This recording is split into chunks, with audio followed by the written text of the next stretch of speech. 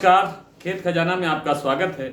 आज सितंबर की 6 तारीख है और दिन है बुधवार। आज सरसों बाजार की अपडेट क्या है और बाजार में कहां घटपट हुई है, इस पर विस्तार से बात करें। उससे पहले आपसे वही विनम्र निवेदन कि आप इस चैनल को सब्सक्राइब कर लीजिए। सब्सक्राइब करने के साथ साथ बेल आइकन को जरूर प्रेस कीजिए ताकि वीडियो अपलोड होते ही सबसे पहले आप तक पहुंचे।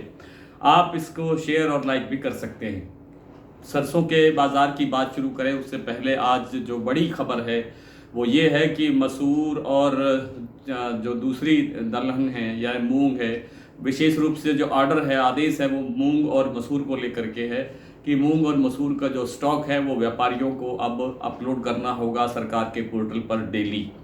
यानी सरकार को ये पता लगने लगा है कि कहीं कहीं मूंग और मसूर का जो बाजार है वो बहुत तेज़ी से आगे बढ़ रहा है, इसलिए कहीं न कहीं स्टॉकिस्ट जो है वो सक्रिय हैं और उन्होंने बड़े स्तर पर इसका स्टॉक किया हुआ है।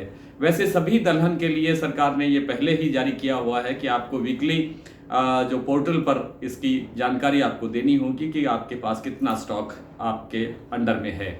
तो ये आज एक बड़ी खबर है। इससे अंदाज़ा हो सकता है कि मूंग में और मसूर में अभी और तेज़ी की संभावना है। अरहर में भी संभावना तेज़ी की बनी हुई है। चने ने भी अभी और आगे बढ़ना है। बात शुरू करते हैं सरसों की। तो सरसों बाजार में आज कोई विशेष घटबढ़ नहीं है। बाजार वहीं का वहीं स्टेबल है। जहां भरतपुर कल था वहीं आज है और जयपुर भी आज वहीं है जहां कल था। सलोनी के प्लांट ने सुबह 25 रुपए का बाजार बढ़ाया था, लेकिन थोड़ी देर के बाद में ही 2 घंटे या 3 घंटे के बाद में बाजार 25 रुपए वापस कमजोर हो गया। लेकिन जो दूसरे बाजार हैं या दूसरे जो मंडियां हैं उनमें भी भाव स्टेबल रहा है। केवल एक दिल्ली को छोड़ करके, दिल्ली में बाजार 100 रुपए तक कमजोर हुआ है और जो दूसरी मंडियां हैं उनके अंदर कोई बड़ी हलचल नहीं है। लगभग स्टेबल सा ही भाव है। कोई 5-4 रुपए ऊपर नीचे है तो हो सकता है, लेकिन ज़्यादा घटपट नहीं है। इसका प्रमुख कारण ये है कि जो सरसों तेल की जो डिमांड है वो बिल्कुल घटती जा रही है, शून्य के लेवल पर है, सामान्य से कमज़ोर है।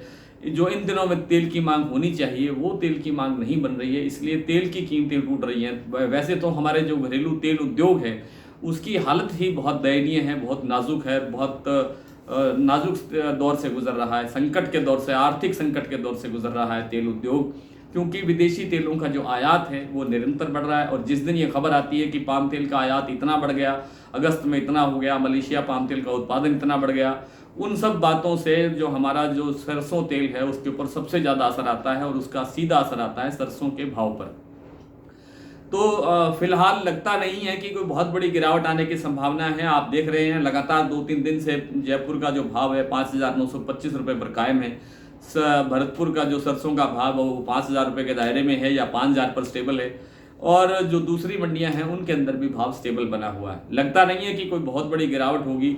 सरसों में सुधार होने की प्रबल संभावना है, लेकिन थोड़ा समय और लग सकता है। वो बार बार निवेदन मैं कर देता हूँ, फिर भी कह देता हूँ, क्योंकि पहले भी कई बार आपको बताया है कि सरसों के अंदर कोई बहुत बड़ी तेजी के आसार इस बार लगता नहीं है, क्योंकि जयपुर एक बार हमने 6,000 टच किया, उसके बाद हम लगातार नीचे चल रहे हैं। 5,925, 5,950 इसी दायरे के अंदर बाजार घूम रहा है और जब तक 6,000 वापस जयपुर नहीं आता है तब तक सरसों के बाजार में बड़ी तेजी के आसार नहीं है, लेकिन यहाँ से गिरावट नहीं लगती है।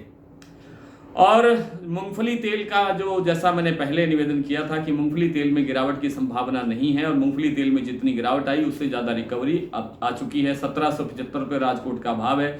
मेरा टारगेट था कि 1,800 से नीचे नहीं जाना चाहिए और 1,800 से थोड़ा सा नीचे जाने के बाद में फिर रिकवर करता हुआ दिखाई दे रहा है, क्योंकि मूंगफली तेल की बड़ी भारी किल्लत बनी हुई है और आगे जो क्रॉप है उस पर भी अभी संशय बना हुआ है, क्योंकि पहले से ही क्रॉप की बिजाई काफ़ी कम, 10 से 12% कम है और लगता है कि क्रॉप पर कोई असर भी आ सकता है। दूसरा जो बिनोला तेल है उसके अंदर फिर थोड़ा सा रिकवरी आई है, लेकिन बहुत बड़ी रिकवरी नहीं हुई है। 845-850 रुपये का भाव है।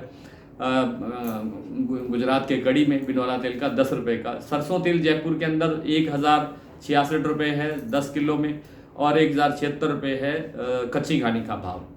नरमा कपास का भाव जो है 7200, कुछ एक मंडियों के अंदर 7250 या 7300 रुपये तक भी दिखाई दे रहा है, लेकिन बहुत बड़ी तेजी इसमें भी फिलहाल नहीं लगती है।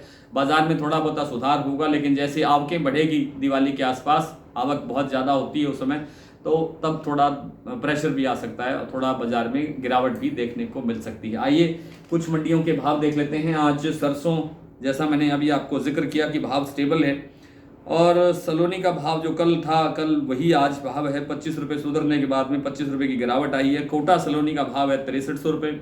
अलवर का और दिग्नेर का भाव है 6350 रुपये। शमशाबाद सलोनी का भाव है 6325 रुपये।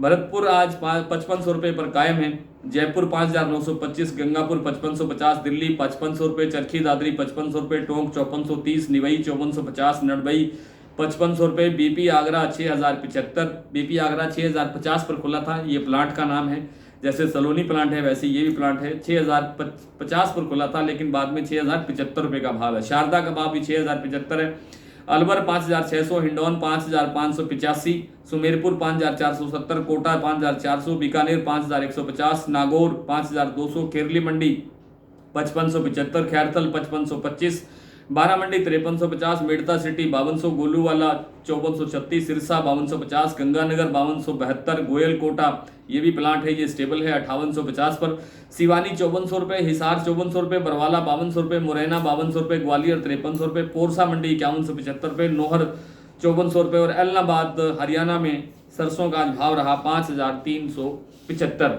आज इतना ही, कल आपसे फिर मुलाकात करेंगे, तब तक के लिए नमस्कार।